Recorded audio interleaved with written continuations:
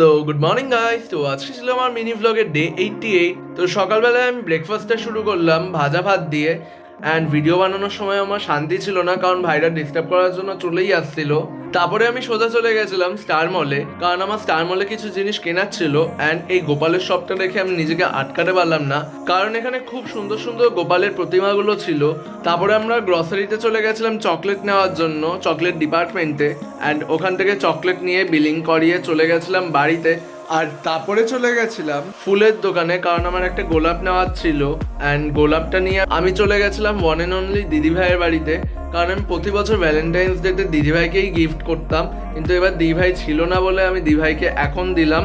আর তোমরা যদি আমার ভ্যালেন্টাইন্স ডে এর পুরো ভিডিওটা না দেখে থাকো, তাহলে রিলেটেড ভিডিও অপশনে গিয়ে তোমরা ভিডিওটা দেখে আসতে পারো। তারপর মিষ্টি খেয়ে আমি চলে গেছিলাম দিদিভাইয়ের বাগানে সানফ্লাওয়ার গুলো দেখার জন্য। তো আবার দেখা হচ্ছে নেক্সট একটা ব্লগে, ততক্ষণের জন্য বাই গাইস।